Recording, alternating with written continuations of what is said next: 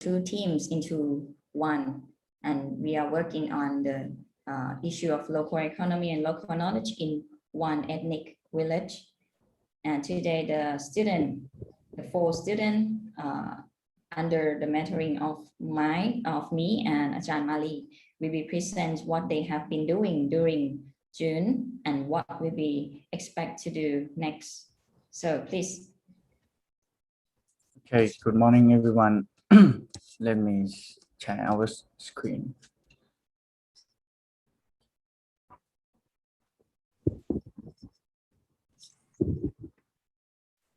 So, good morning again, everyone. So, our group, we study about the local knowledge and local economy at the sorry, at the Hue Ikang village. Our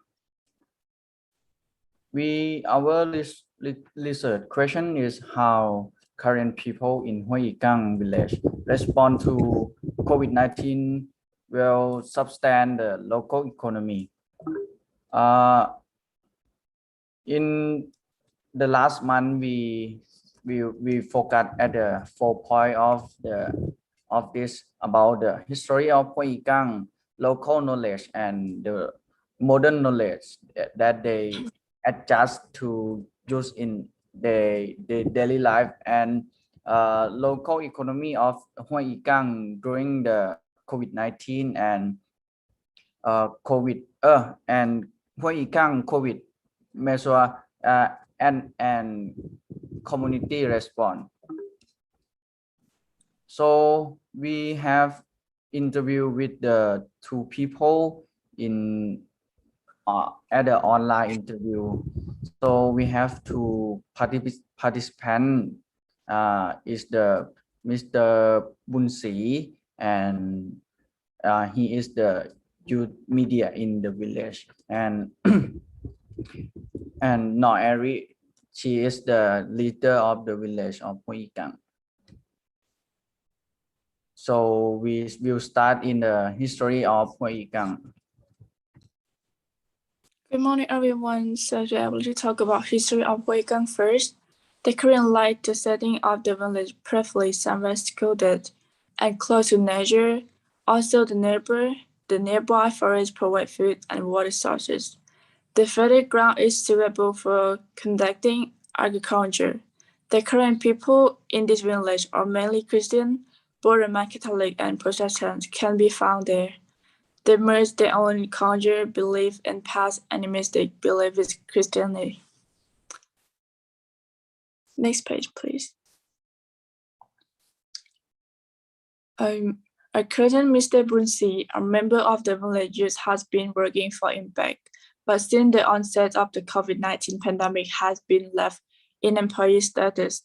Bunsi helped the village by creating media content and building a temporary shelter for those at risk of COVID-19.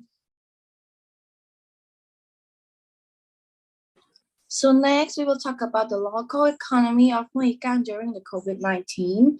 So initially, inhabitants of Hue Ikang were comprised of farmers who practiced shifting cultivation in rice fields and raised their own animals such as chickens, pigs, and cows.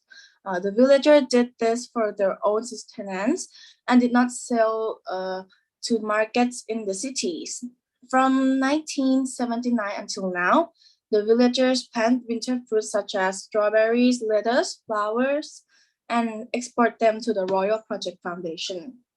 And the economic crops of the villager would be consist of jasmine rice, white rice, avocados, Asian pears, and plums. And the arrival of COVID-19 virus brought the price of the economic crops to the steady decline due to the closure of the local markets. And some of the fruits are still being sent to the Royal Project Foundation, although it's lesser quantities. And in case COVID-19 outbreak occurs in the village elders have formulated a plan to curb the economic downfall it would cause. So the villager plans to focus on manufacturing traditional Karen clothing and fruit trees. The villagers plan to sell these two products online to float economically in case a COVID-19 outbreak does happen. So in the point of the local knowledge and modern knowledge, the current people of the Huayikang have their own cultural belief. This in the classification of the surrounding ecology into the like the arable land community conservate forest, a forest that hold the spiritual value like the example the Depotu, Tapidu, and Nam Nolu. This is the forest that hold the spiritual wow.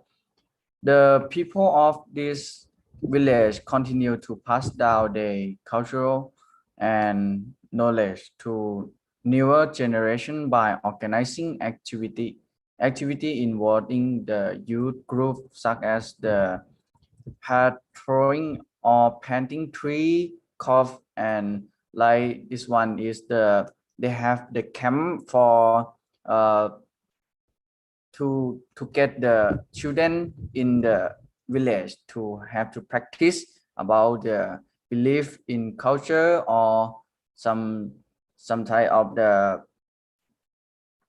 yes like this that like the cultural in from the history and study about the history of Huayikang.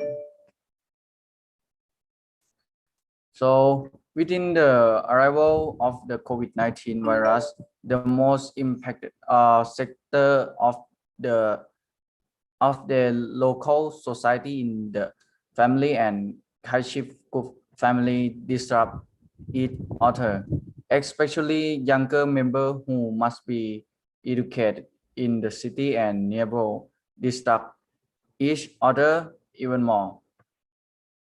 There is a tradition practiced by the people of the village called Grossi, which is similar to lockdown measure during the Grossi enter the village if you are non-resident in prohibit. The village elder promote the use of the universal technique of dealing with COVID-19 virus such as mask wearing and cleaning gel. The village elder also make the announcement about the virus in the native Korean language.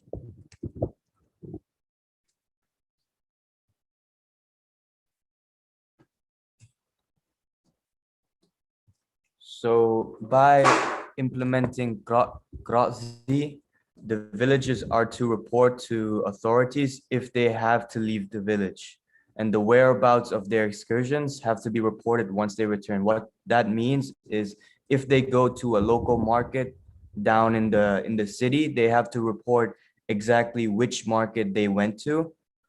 And okay, non-residents of the village are prohibited entrance into the village. If you don't live in the village, you cannot enter the village. The villagers are also obliged to wear masks when attending conferences. So with time, Grazi has proven to be effective, and as a result, villagers have actually increased trust towards each other, which means they don't wear masks and don't really social distance. They don't believe that's necessary because by implementing Grazi, they have pretty much eradicated the chance of COVID coming back to their communities. So due to the sophisticated local knowledge of the community in preserving the local forest and the agricultural methods which they use, most notably shifting cultivation, the village actually produces enough food to sustain itself. So they don't need to stock up on food or anything because they produce way enough food. So this is our community leader called the Noari, and this was she's actually one of our interviewees. So villagers do not have the need for so-called indispensable products such as shampoo, tissue, etc. These are products that people in the city, such as us, we we normally would need to go to the supermarket once every 2 or 3 weeks to stock up on these products. But what they do is they create their own necessities, their own products, and they don't really need these products such as shampoo or tissue or whatever. The only product that they actually have to take a trip downhill to the local market to get is salt, because you need salt to make your food a little more tasty. So the village has received more aid from NGOs, non-governmental organizations, than from government agencies. The NGOs supply the village with masks and cleansing gels. Women in the village actually have big roles to play, because most have to take care of their families, and some, such as Norari, the community leader, and our interviewee, well, yeah, she's the community leader. So at last, we expect our output to be like the video, and we will talk about how this why in the COVID-19 by the substance local economy and use the apply the local knowledge and the modern knowledge to get in the documentary, like some type of documentary in our video. So this is all of our group 2 presentation from the presentation. So Thank you.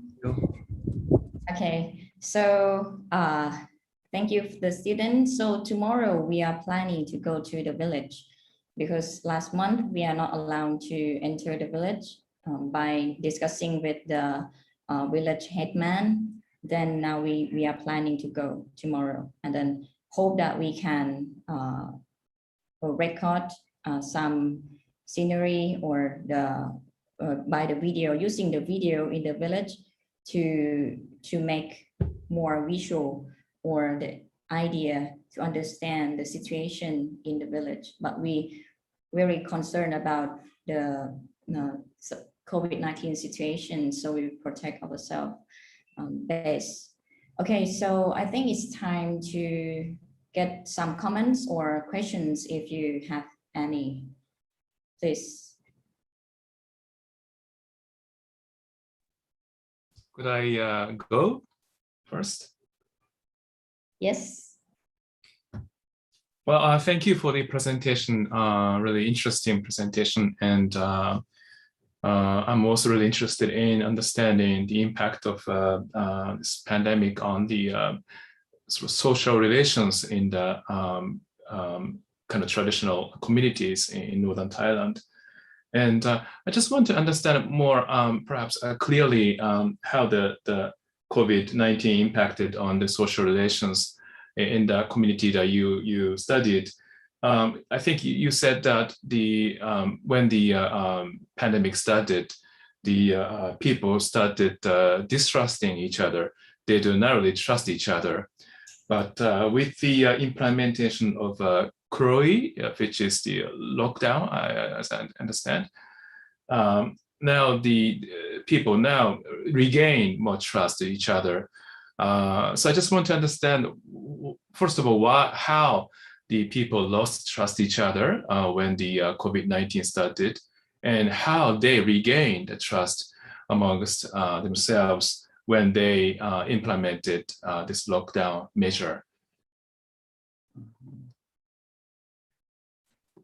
So what happened is that within time of doing Grotzi, is that these villagers, they always were used to living together, farming together, having to cooperate with each other.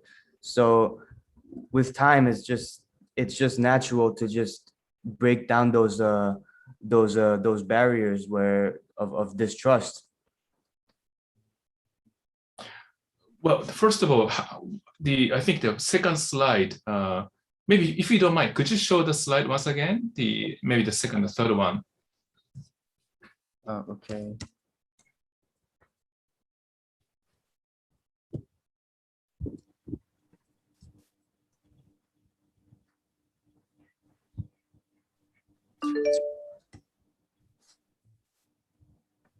Next one, maybe.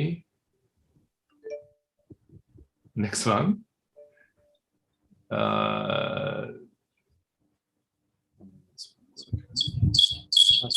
ดูเขียนดูเขียนว่าแบบแรกอะเขาไม่ค่อยเชื่อกันหลังๆมาก็ทำกรซี่แบบมันเริ่ม This one right I think so.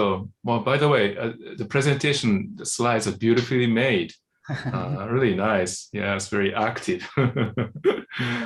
Okay, yeah. So I think here about the Grassy, right? Yeah, first part.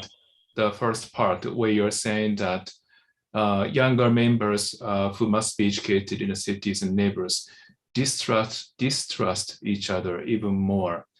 So I'm just sort of guessing that when the corona, the crisis hit the village, people started,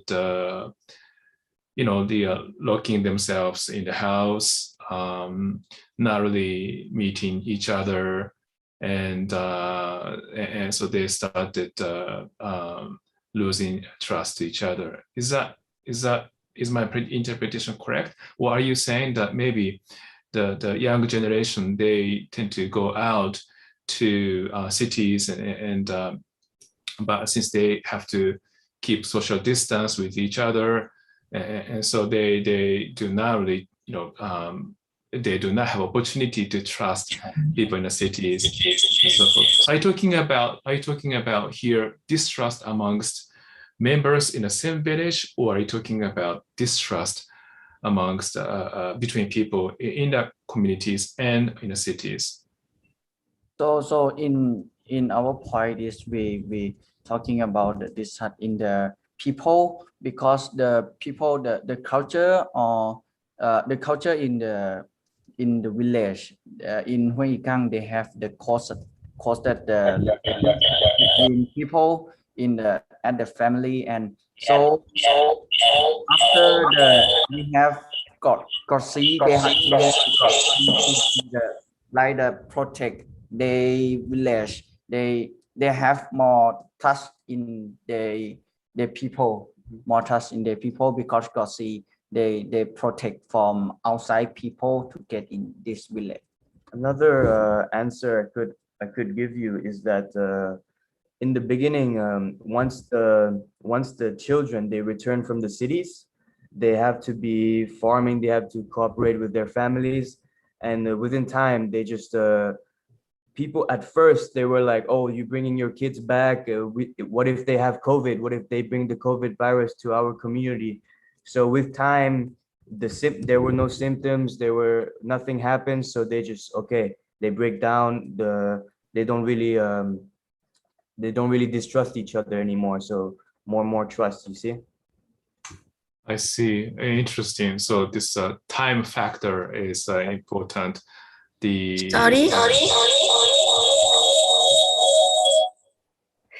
Sorry, can I? Sorry.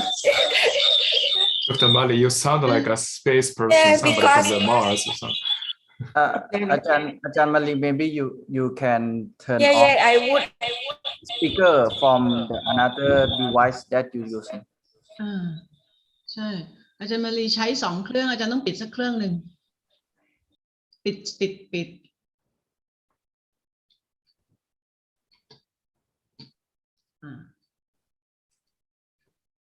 Dr. Mali, I think you have to mute off. Your voice is muted. อาจารย์มารีเปิดไมค์ด้วย ค่ะ ได้แล้ว Sorry, I can't join in the meeting room. I think that for the word distrust, it may not correct. Maybe students should use the word keep distance, because it's not really distrust. When the COVID outbreak in the Bangkok or in the city, and the youth who work in the town, they back to the village. So the villagers got the information from the health workers or the hospital that the COVID, how the COVID virus infected to the villagers. So they use their traditional ceremony COIL to prohibit prohibit the outsider to visit the village. And the second one, the young generation who work in the town, and when they back to the village, they can't live in the house, or they have to keep distance each other, or even within their families, they have to keep distance or keep distancing from their families. It not mean that the villagers not distrust each other anymore. Yeah. Interesting. Maybe the word distrust is not. We have to change to keep distance. Is not distrust. And tomorrow, we will visit this village. I think that then student will tell all of us what we will do the next. Okay. I see. No, really interesting. I mean, it's a sad, but it's interesting. I see similar thing happening in Japan when the students of universities in Tokyo, they return to their hometowns, and but because the infection rate in Tokyo is so high, so when those young people return to their communities, their families are seen as sort of doing something against the well-being of the village, and so the students who return to the communities, they sort of hide themselves in the house and not really try not to be seen by others in the same community, so yeah, I could see something similar happening in different parts of the world, not just in northern Thailand. The people, tend to see each other in a bit negative ways at the time of the crisis like this. And Okay, more I think- interesting that some village, the young generation, they back to their hometown, and the villagers build up the hut for them, the hut outside the village, and the villagers share food to them, to the young generation. Yeah. It's not. Yeah, they still keep their culture, sharing. Yeah. Okay, thank you. I have a question. If it's that so, is like you student explains on the, and Ajahn Mali help to explain on the keep distancing instead of distrust or trust. So how is related? Because this phenomena, this situation is happen in general situation. In this sense, how is related to the local knowledge and ethnicity that you are exploring? How is related to the local knowledge dimension that you would like to pursue? I'm wondering about it. You want who answer? You want? Yeah. Anyone. Student Try or to practice to answer. Yes. my answer? No, Okay, I mean anyone. Student. So yes, our group that we see at the local knowledge and the that adjust in our group study. So we will see about the belief, like the Crossy, like I said, they have the lockdown. This one of the local knowledge that they adjust to protect themselves from, yes, they're from the pandemic, and them history they have to use to protect from the modern COVID, like the more type of yes. basically to protect the villagers have been using Z to protect themselves from other epidemics in the past. For example, SARS or AIDS and all of those viruses. They have been known to implement this tradition of Z for decades already. Also, they don't just use the type of the local knowledge. Only they adjust the modern knowledge about the how the health from the like the policy from the state, like the wear mask or they the jails, something like this. I think that COIL is not only protect the village from the outsider, but the COIL is also the ceremony. But I don't know how do they perform. But it's not only the action, the action which we can observe, but it like they have a perform ceremony to protect the village from the spirit, the bad spirit as well. And the second one, as I explained already, that they build up the heart in the life field, and they not left that young or the one who from the outside alone. The villagers, everyone share or give their food to the one who come from the town. Yeah, I think that they still preserve their culture, and I think that they also have a like a right ผูกข้อมืออ่ะ to recall the spirit. Yeah, I think many ceremony to keep their village and their village to good health, yeah, and wealthy. Yeah, can I add something? So I think COIL is not is a kind of ceremony, as Ajahn mentioned, that also linked to how people manage their relations and also the space. Because this also linked to the when they perform the rituals that relate to the agricultural ceremonies, they also have this kind of protecting the rice field, the area where they do their agriculture, that relate to how they understand or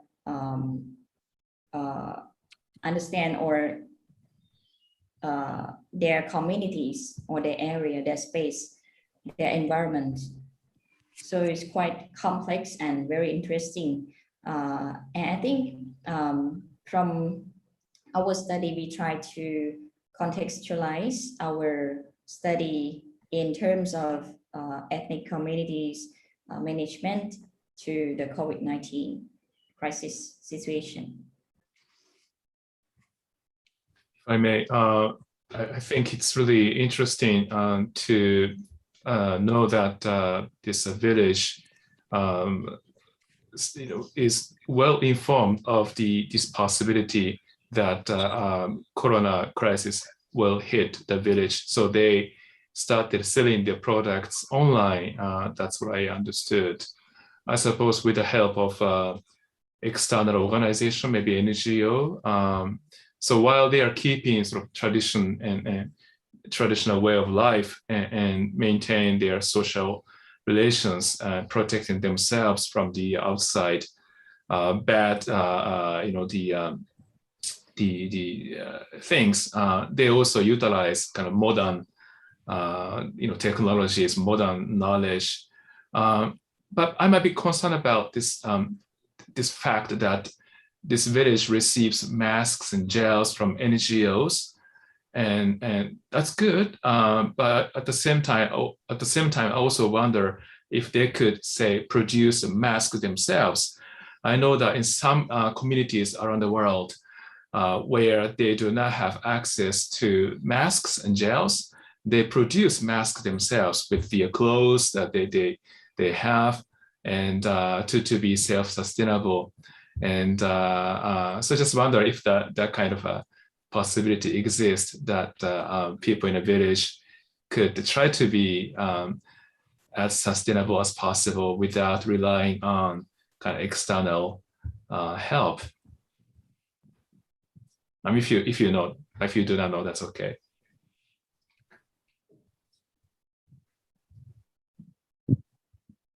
Student, who will answer? Student. Do you happen to know whether current people, they try to like produce masks themselves with the clothes that they produce? No? Yeah, we don't know about We this. don't know. It may be interesting to find out tomorrow when you visit the village tomorrow. Yeah. Okay, thank you very much.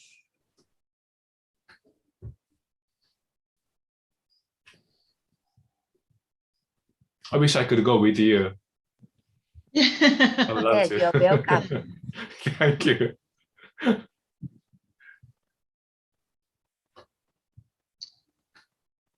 Yeah, by the way, yeah, so the about the selling things, traditional products online, do you know who how they do it? Do they get some help from outsiders like NGOs?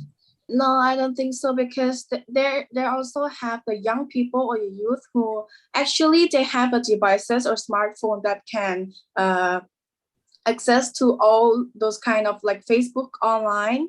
Yeah, and they will like live stream. Yes. So those young people, they like produce kind of create platform where they put up the photos of traditional clothes and try to sell them online. Is that it? Yes, they try everything to help their parents and also themselves, because during COVID-19 the school were closed, and usually they will have some like money or the salary after school, like they're picking the flowers or helping their parents selling fruits, the winter fruits. But right now they cannot go to school and they have no the a little bit of money that they will have. So this one way that they can help their parents, and then they can get a little bit of money that they help their parents. Wow, interesting. I mean, if you happen to know the link to the platform, please share that to me. Yes, I gonna try to buy something. Okay. Good. I would like to add more information.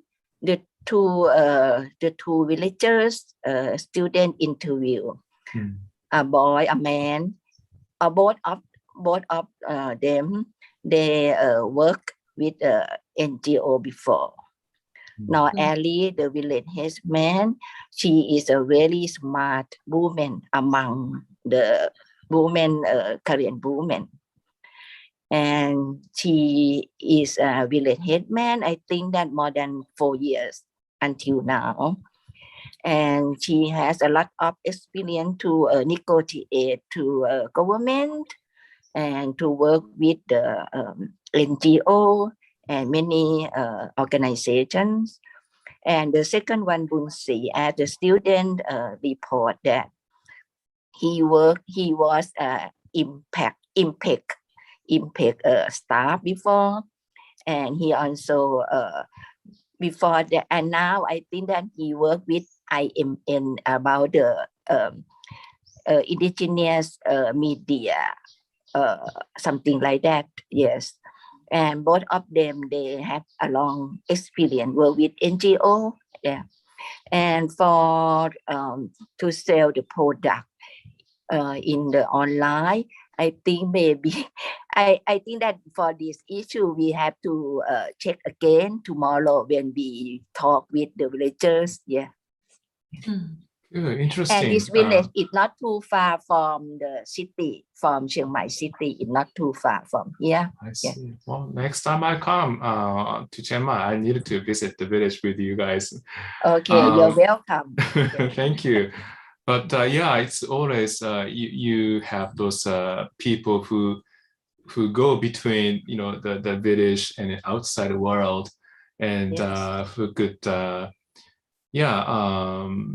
know how to utilize kind of modern technologies, modern network, while at the same time trying to help preserve the tradition. I suppose those two people that the students have been interviewing, they are sort of kind of go between, the people who can go between sort of village and an outside world. Okay, I look forward to hearing more about what you will find out from the village with your research, and good luck with your research to those students. Yeah. May I ask one more questions on the local economy, Nirada, right? Yes. Thank you for the information, and generally as well the background of the youth current the current youth they have the skill to access and to operate the online market, online platform. And all the current youth, I'm wondering what level that they are doing the ethnic economy in terms of the selling the product. Is there a level of the individual household, or actually it's a collective village? So the contributions of getting the money where they go for, and they will come back to support the communities or whatever. So I would like to know more. Okay, so we will interview her, but I just got the answer that they were selling via the online, which I have no idea. That I would ask them for next time, because I think, in my opinion, I think they might have like the club for like women club that they actually the manufacturing clothes, and that's for the part that they might be gathering to each other, and then they will do this, and then I think they would share money. I have no idea about this, but I would be asked. Thank you for asking her.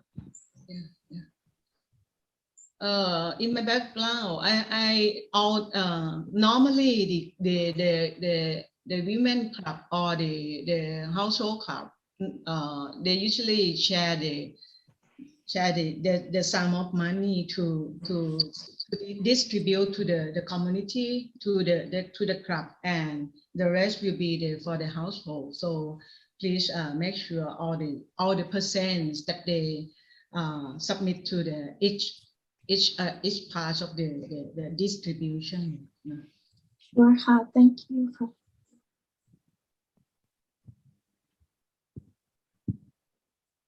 Okay, any more comments?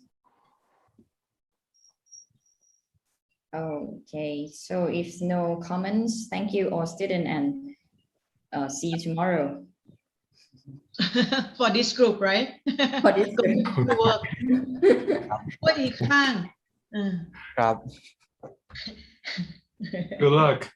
Okay, thank you. And I'm sorry, I need to leave for this minaf for hour in this time, because I have the work to go next in about the meeting in university with the student group. Sorry,ครับ. Today it's a Saturday, right? You do not have classes, do you? I have Just the club. Sorry, teacher. He is the chairs of the student club. Oh, okay. Big important job. To have the online activity, and he has to moderate all this activity. Sure. Yeah. Wow. Quite important job. Good luck. Thank you all, teacher, and see you. Thank you so much. Thank you. Luck. Bye-bye. But okay, the last session for the wrap up. Just to inform all the participants, and I would love to ask students to inform your friends as well. No, after this session, after this, we have two activity to finish the long process of COIL program. The first one is Ajahn Taro, we still have the last sessions on the writing workshop. Writing workshop is very useful for the student who are now planning to write the paper or the draft, the article draft. So Ajahn David, Ajahn Taoichu will be the the one who do this session to train the student for writing, academic writing. And I think it's supposed to happen in the end of this month. We a bit delayed because now some of the student group hasn't done yet the collecting information and data in fieldwork. So we wait for them to summarize and to conceptualize all the informations, and then we will have that session. So I will alert the student later what time, date and time exactly for the workshop. That's the first one. And the second one is because CMU student and I think Sophia's student as well will get the grading from this activity COIL program. So the last output for grading is the article or writing or video as assigned by mentor. So please let us know the output as soon as possible, and we will see how to grade the students. We supposed to get the whole point or the whole pictures of the activity for grading, I think early next month, so that the student can pass this first semester coursework. I'm not sure that Sophia University, what for us, yes, thank you, Dr. Sirfan. For us, I do not really grade them, the activities. We have a very different also academic schedule, but I will be asking them to produce some kind of articles, perhaps, summarizing what they have been doing, and also reflect on how this collaborative work with the CMU students has been like for them, what collaboration means for them. So I will be asking them to do those kind of things separately. Yeah, so for us, it's not really graded activities, but I'll be happy to share what they will come up with you. Okay, if that's okay with you. Yeah, the two topic that relate to the education. Yeah. Mm-hmm. They will write the article together. I think co-writer, right? Co-writing. I'm not sure. You mean the writing something with the CMU students, CMU and Sophia students? Yeah. It's a output. If as Sophia University, if Ajahn Charo said that is some kind like a output, so we can talk about it later. But for the CMU student, they will do some output, writing or video as assigned by the mentor. So that's fine. And another one for the Sophia University and also for the CMU University as well is about the when we almost end the program. Shanida will send you the survey form to ask the student about their ideas. So the survey form will be with the student to fill in the form later on. Sure.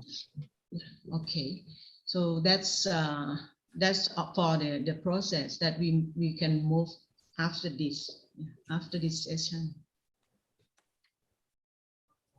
And thank you very much for all the students and all Ajahn who attend today. I know that this is quite very long process for the activity and program. Please. Ajahn, Yeah.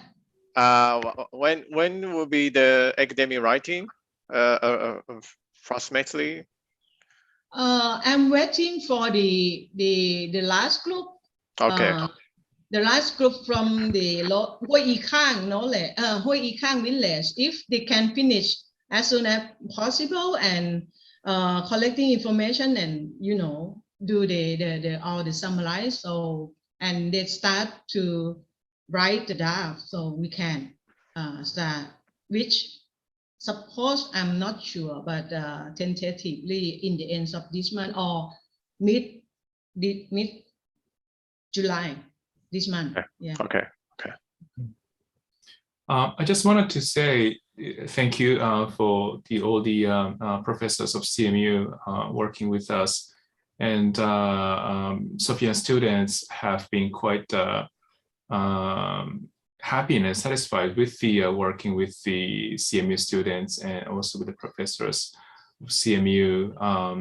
It's not really easy since they are sort of far each other, although they get connected online. It's a bit different when they actually meet and work face to face. But I think what the Sophia students appreciated most from the working with the CMU students is that they can really could gain sort of insights from the students who live and reside in Chiang Mai and talk to the people there. And it's something that Sophia students cannot do. So they really appreciated what the CMU students did, and also the data they shared. And yeah, so I hope that they will continue some way, one way or another, in the future, this type of collaboration. Hopefully next time maybe face to face, but yeah, and also please forgiving us that Sophia students cannot really participate. I do not see anybody participating today. I think many of them are working on a weekend, part-time jobs, and and also it's our semester is wrapping up, so they have perhaps some preparation to the end of term exams and papers and so forth.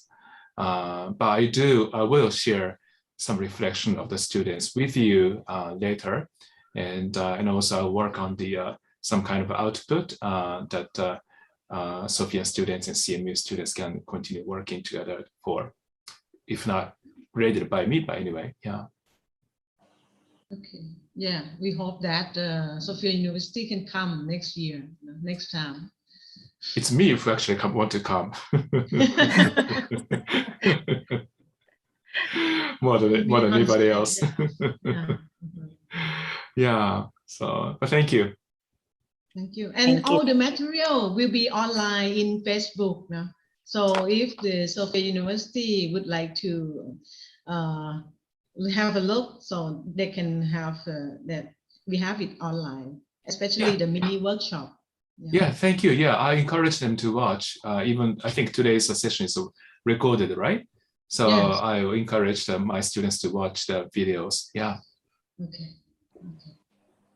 Yeah. And I want to say thank you to Chanida also. I think Chanisa is somewhere, but she's been always really helpful. So I appreciate that. Yeah, we let her know. Thank you. Thank you. Thank you very much. Thank you. Thank you. Okay, Poi, you can close the session. So thank you all for today, and hoping that we can see again online or either on site. Thank you and take care. Take care. Thank you very much. Bye-bye.